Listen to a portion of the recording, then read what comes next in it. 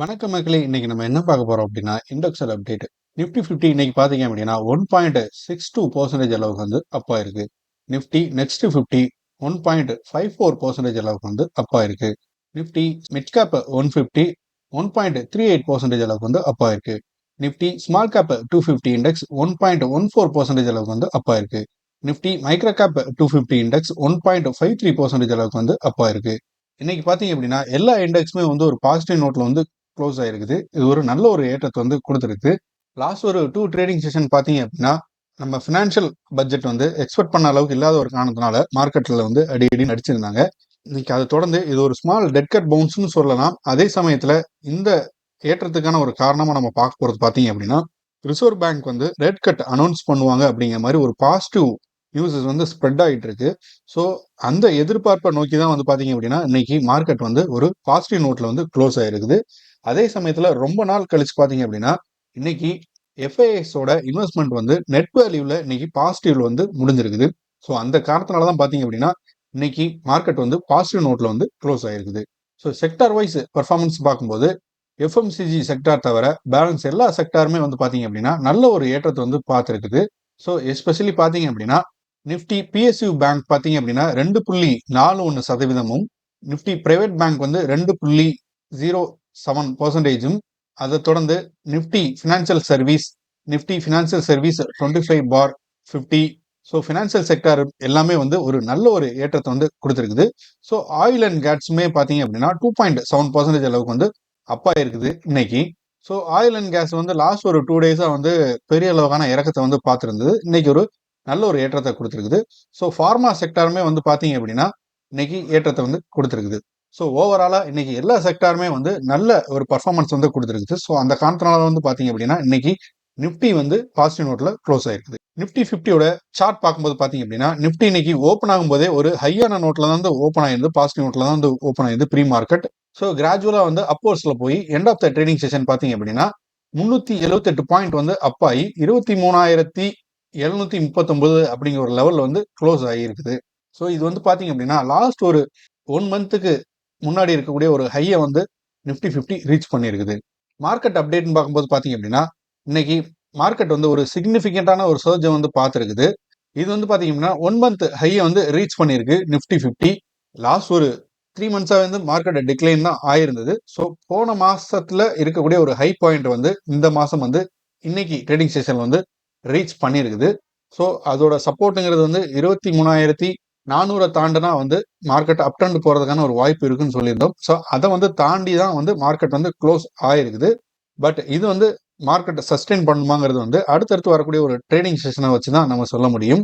So இந்த ஏற்றம் பார்த்தீங்க அப்படின்னா ப்ராடர் பேஸ்டா வந்து நிறைய செக்டார் வந்து நல்ல ஒரு கெயினை பார்த்துருக்க ஒரு காரணத்தினால தான் வந்து இன்னைக்கு நிஃப்டி 50 இந்த ஒரு கெயின் வந்து பார்த்துருக்குது. ஸோ மார்க்கெட் பர்ஃபார்மன்ஸ் பார்க்கும்போது சென்சஸ் பார்த்தீங்க அப்படின்னா 1397 பாயிண்ட் வந்து அப்பாயி 78,584 அப்படிங்கிற ஒரு லெவல் வந்து க்ளோஸ் ஆயிருக்குது.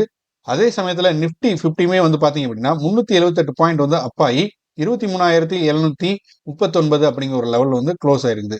ஸோ ரெண்டு இண்டெக்ஸுமே வந்து பாத்தீங்கன்னா அரௌண்ட் ஒரு 2% அளவுக்கான ஒரு கெயின் வந்து பார்த்துருக்குது. செக்டார் கெயின் பார்க்கும்போது பாத்தீங்க அப்படின்னா இன்னைக்கு நிஃப்டி 50 செக்டார் வந்து 947 பாயிண்ட் வந்து அப்பாயி 50,153 அப்படிங்கிற ஒரு லெவலில் வந்து க்ளோஸ் ஆயிருக்குது. அதே மாதிரி மிட் கேப் பார்த்தீங்க அப்படின்னா இன்னைக்கு 825 பாயிண்ட் வந்து அப்பாயி 53,814 அப்படிங்கிற ஒரு லெவலில் வந்து க்ளோஸ் ஆயிருக்குது.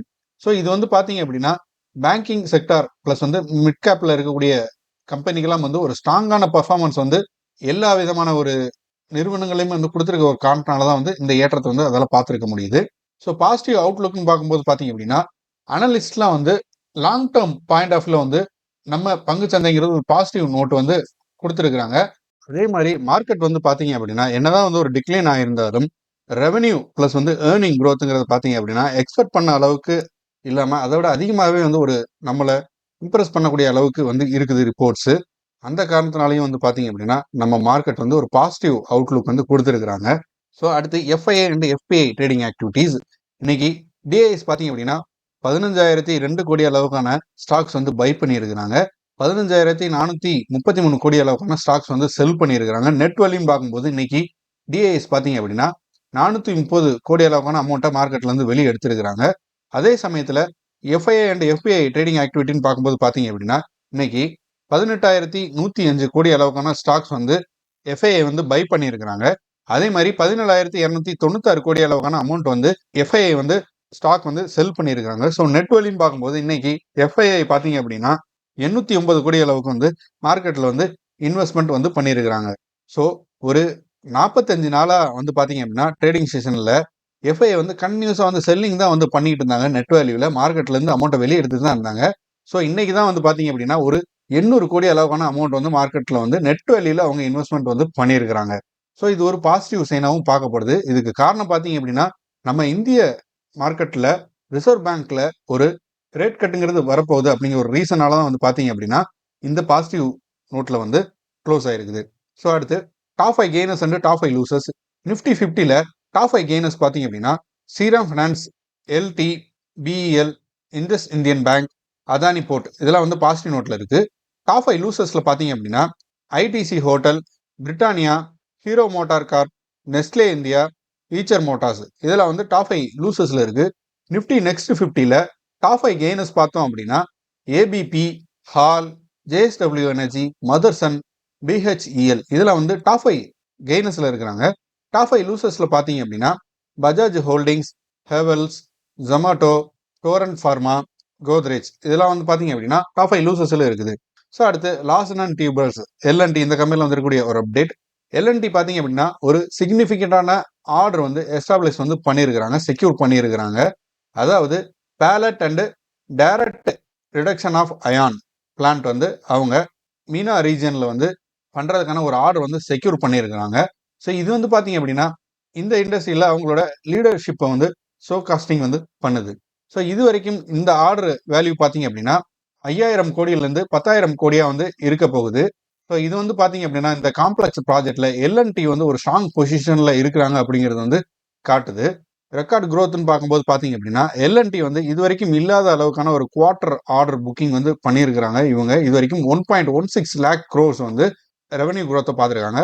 இது மார்க்கெட்டில் வந்து பார்க்கும்போது பார்த்தீங்கன்னா 53% அளவுக்கு வந்து இயர் ஆன் இயரில் வந்து க்ரோத்தை வந்து நிறைய செக்டாரில் வந்து எல்என்டி வந்து பார்த்துருக்குது. ஸோ இன்டர்நேஷனல் ஆர்டர்ஸ்லையும் வந்து பார்க்கும்போது பார்த்தீங்க அப்படின்னா இவங்க 53% அளவுக்கான ஒரு டோட்டல் இன்ஃப்ளோ வந்து இந்த குவார்டரில் வந்து அக்கௌண்ட் பண்ணியிருக்கிறாங்க. ஸோ இது வந்து பார்த்தீங்க அப்படின்னா எல்என்டி வந்து குளோபலாகவே அவங்க டைவர்சிஃபை பண்ண ஒரு போர்ட்ஃபோலியோ வச்சிருக்க ஒரு காரணத்தினால தான் வந்து இந்த ஆர்டரை வந்து அவங்களால அச்சீவ் பண்ணியிருக்க முடியுது இந்த இன்ஃப்ளோங்கிறது. ஸோ அடுத்து பிரிசன் ஜான்சன் லிமிடெட் இந்த கம்பெனியில் வந்திருக்கக்கூடிய ஒரு அப்டேட். பிரிசன் ஜான்சன் லிமிடெட் பார்த்தீங்க அப்படின்னா இவங்களுக்கு வந்து ஒரு அப்ரூவல் வந்து கிடைச்சிருக்குது. அவங்களோட பார்ட் ஆஃப் கம்பெனிஸை வந்து செல் பண்ணுறதுக்கு 164 கோடி அளவுக்கான ஒரு பிளான்ட்டை வந்து பார்த்தீங்க அப்படின்னா ஜேஎஸ்டபிள்யூ ஸ்டீல்ஸ்க்கு வந்து அவங்க செல் பண்ண போகிறாங்க.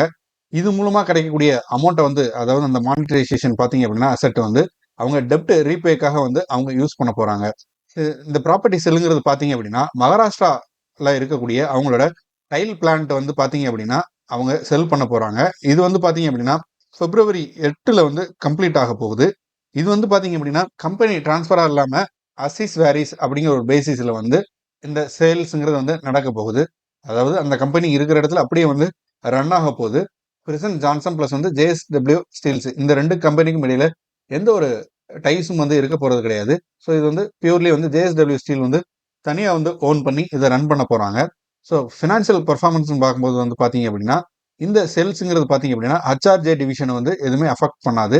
மேக்ஸிமம் வந்து இவங்க இந்த கடனை ரீஃபே பண்ணுறதுக்காக தான் வந்து இந்த சேலுங்கிறது வந்து பண்ணியிருக்கிறாங்க. ஸோ இந்த நியூஸுக்கு அப்புறம் பார்த்தீங்க அப்படின்னா பிரிசன் ஜான்சன் கம்பெனி வந்து ஒரு 0.6% அளவுக்கு உயர்ந்து $132.65 அப்படிங்கிற ஒரு ப்ரைஸில் வந்து க்ளோஸ் ஆகிருக்குது. அதே மாதிரி ஜேஎஸ்டபிள்யூ ஸ்டீலும் பார்த்தீங்க அப்படின்னா 0.8% அளவுக்கு வந்து அப் ஆகி $941 வந்து லாஸ்ட் ட்ரேட் ஆகிட்டு இருக்குது. ஸோ அடுத்து பார்த்தீங்கன்னா முத்தூட் ஃபின்கார்ப் இந்த கம்பெனியில் வந்துருக்கூடிய ஒரு அப்டேட். முத்தூட் ஃபின்கார்ப் பார்த்தீங்க அப்படின்னா ஒரு ட்ரென்ச் 4 செக்யூர்டு ரிடீமபிள் நான் கன்வெர்டபிள் டெபச்சர் அதாவது என்சிடிஎஸ் அப்படின்னு சொல்லுவாங்க. இதை வந்து லான்ச் பண்ணியிருக்காங்க. இது மூலமாக வந்து ஒரு 400 கோடி வந்து இவங்க ரைஸ் பண்ண போகிறாங்க.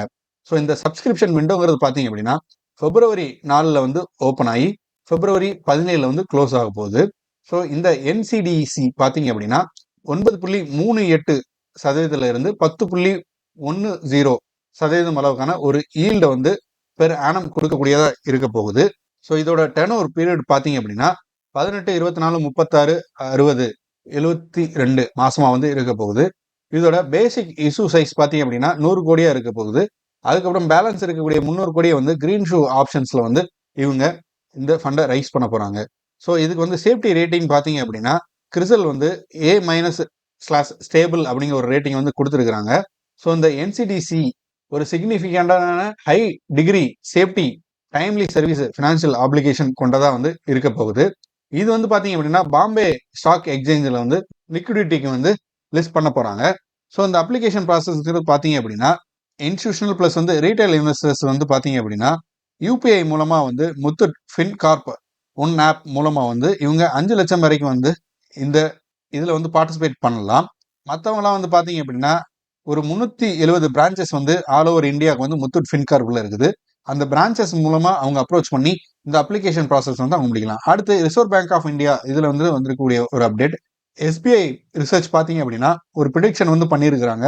ஸோ ஆர்பிஐ வந்து ஒரு ரேட் கட் வந்து கொடுக்கறதுக்கான ஒரு வாய்ப்பு வந்து அதிகமாக இருக்குது அப்படிங்கிற மாதிரி ப்ரிடிக்ட் பண்ணியிருக்காங்க. ஸோ இந்த எக்ஸ்பெக்டட் ரேட் கட் பார்த்தீங்க அப்படின்னா 25 பேசிக் பாயிண்ட்ஸ் வந்து இருக்க போகுது. இது வந்து எம்பிசிபி மீட்டிங் இந்த பிப்ரவரி 5, 7 நடக்க போகுது. இதுல வந்து இந்த ரேட் கட்டுங்கிறது நடக்கலாம் அப்படிங்கிற மாதிரி ப்ரிடிக்ட் பண்ணியிருக்காங்க. அதே சமயத்துல அடுத்து வரக்கூடிய ஒரு வருஷ சைக்கிள்குள்ள வந்து 25 பேசிக் பாயிண்ட் வந்து ரேட் கட் இருக்கும் அப்படிங்கிற மாதிரி ஆன்டிசிபேட் பண்ணப்படுது. ஸோ இது வந்து இன்ஃபிளேஷனை ப்ரொஜெக்ட் பண்ணி இருக்குது. சிபிஐ இன்ஃபிளேஷன் எஸ்டிமேஷன் பார்த்தீங்க அப்படின்னா 4.5% வந்து இருக்குது இந்த Q4 ஃபினான்ஷியல் இயர் 2025. இது வந்து ஆவரேஜா 4.8% வந்து இருக்குது இந்த பிசிக்கல் இயர்ல பாத்தீங்க அப்படின்னா. சரி, இது வந்து இன்னுமே வந்து டிராப் ஆகி 4% அளவுக்கு வந்து போறதுக்கு வாய்ப்பு இருக்குது இந்த 2026 கடைசிக்குள்ள வந்து பாத்தீங்க அப்படின்னா. குளோபல் எக்கனாமிக் அவுட்லுக்ல வந்து பார்க்கும்போது பாத்தீங்க அப்படின்னா குளோபலாக வந்து 3.2% அளவுக்கான ஒரு growth வந்து எதிர்பார்க்கப்படுது. இந்த ட்ரேட் வார்டு இருந்தாலுமே வந்து இந்த growth வந்து எக்ஸ்பெக்ட் பண்ணிக்கிட்டு இருக்காங்க. இது வந்து பாத்தீங்க அப்படின்னா நம்மளோட ஜிடிபி growthல வந்து 0.3 to 0.5% வந்து எல்லா ரீஜியன்லயும் வந்து இம்பாக்ட் பண்றதுக்கான ஒரு வாய்ப்பு வந்து இருக்குது. ஓலா கம்பெனியோட பகவிஷ் அவரால் இவரோட அனௌன்ஸ்மெண்ட் வந்து ஒன்று வந்திருக்குது. இவர் என்ன அனௌன்ஸ்மெண்ட் வந்து பண்ணியிருக்கிறாருன்னா ஏஐ ஸ்டார்ட் அப்ஸ்ல வந்து ஒரு சிக்னிஃபிகண்டான இன்வெஸ்ட்மெண்ட் வந்து இவர் பண்ணியிருக்கிறாரு. ஸ்க்ரூட்ரிம் அப்படிங்கிற ஒரு ஸ்டார்ட் அப்ல. ஸோ இது மூலமா வந்து இந்தியாவோட ஏஐ அதாவது ஆர்டிஃபிஷியல் இன்டெலிஜென்ட் டெக்னாலஜிஸ் வந்து ஒரு அட்வான்ஸ்மெண்ட்டுக்காக வந்து குறிக்கோளா வச்சு இந்த இன்வெஸ்ட்மெண்ட் வந்து அவர் பண்ணியிருக்கிறாரு. ஸோ இந்த இன்வெஸ்ட்மெண்ட்டுங்கிறது வந்து பாத்தீங்க அப்படின்னா அவர் ஒரு முதல் கட்டமா வந்து ஒரு 2000 கோடி அளவுக்கு வந்து குரூட்ரிம் அப்படிங்கிற ஒரு ஸ்டார்ட் அப்ல வந்து இன்வெஸ்ட்மெண்ட் வந்து பண்ணியிருக்கிறது. இது ஃபர்தரா வரக்கூடிய காலங்களில் வந்து ஒரு 10,000 கோடி அளவுக்கான ஒரு கமிட்மெண்ட் இருக்கக்கூடிய ஒரு இன்வெஸ்ட்மெண்ட்டா இருக்குங்கிற மாதிரி அவர் அனௌன்ஸ் பண்ணியிருக்கிறாரு. ஸோ இந்த குரூட்ரிம் ஏஐ லேப் பார்த்தீங்க அப்படின்னா ஏஐ டெக்னாலஜி வந்து ஃபோக்கஸ் பண்ணி இம்ப்ரூவ் பண்ணக்கூடிய ஒரு லேபா வந்து இருக்க போகுது. இதுல வந்து ஒரு புதுசான குரூட்ரிம் 2 லாங்குவேஜ் மாடல் பிளஸ் வந்து வேரியஸ் ஸ்பெஷலைஸ்டு மாடல்ஸ் பிளஸ் வந்து visual data voice integration and multi linguistic communication இதெல்லாம் வந்து இந்த ஏஐ வந்து டெவலப் பண்றதுக்கான ஒரு வாய்ப்பா வந்து இருக்க போகுது. இதுக்காக வந்து பாத்தீங்க அப்படின்னா குரூட்ரிம் வந்து பாத்தீங்க அப்படின்னா ஒரு சூப்பர் கம்ப்யூட்டர் வந்து NVIDIA கூட வந்து சேர்ந்து பில்ட் பண்ண போறாங்க பார்ட்னர்ஷிப் போட்டு. ஸோ இது வந்து இந்தியாவோட ஃபர்ஸ்ட் GP20 சூப்பர் கம்ப்யூட்டரா வந்து இருக்க போகுது. ஸோ இந்த சூப்பர் கம்ப்யூட்டருங்கிறது வந்து பாத்தீங்க அப்படின்னா இந்த இயர் அண்டுக்குள்ள வந்து பாத்தீங்க அப்படின்னா இதோட கம்ப்ளீஷன் வந்து முடிய போகுது. ஸோ அதுக்கப்புறம் வந்து இதுதான் இந்தியாவோட லார்ஜஸ்ட் சூப்பர் கம்ப்யூட்டரா வந்து இருக்க போகுது. ஸோ ஆஃப்டர் ஒரு லாங் டைம் பார்த்தீங்க அப்படின்னா இன்னைக்கு மார்க்கெட் ஓவராலே வந்து ஒரு பாசிட்டிவ் நோட்ல வந்து க்ளோஸ் ஆயிருக்குது. அதே மாதிரி ட்ரெண்ட் வந்து ஸ்லைட்டா சேஞ்ச் ஆன மாதிரி தெரியுது. ஸோ நாளைக்கு தான் வந்து தெரியும் ஃபுல்லா என்ன அப்படின்னு. அதே சமயத்துல 5ஆம் தேதி 7ஆம் தேதி வந்து நம்ம ஆர்பிஐ வந்து ரேட் கட் அனௌன்ஸ் பண்ணுங்கிற ஒரு நம்பிக்கையில தான் வந்து மார்க்கெட் வந்து இன்னைக்கு ஏற்றி இருக்கிறாங்க. ஸோ அதுவுமே வந்து ஏமாற்றம் அளிக்கும் பட்சத்தில் வந்து மார்க்கெட்டை காப்பாற்றுறதுக்கு வழியே கிடையாது. கண்டிப்பாக வந்து எல்லாமே வந்து டவுன் ட்ரெண்ட் போகிறதுக்கு அதிகமான வாய்ப்பு வந்து இருக்குது. ஸோ கொஞ்சம் கவனமாகவே இன்வெஸ்ட்மெண்ட் வந்து பண்ணணும். ஸோ இந்த வீடியோ உங்களுக்கு பிடிச்சிருந்தா லைக் பண்ணுங்க. மேலும் இது மாதிரியான ஸ்டாக் மார்க்கெட் ரிலேட்டடான இன்ஃபர்மேஷன் அண்ட் நியூஸஸுக்கு நம்ம சேனலை வந்து சப்ஸ்கிரைப் பண்ணுங்க. ஃப்ரெண்ட்ஸ் அண்ட் ஃபேமிலிக்கு வந்து ஷேர் பண்ணுங்க. தேங்க்யூ.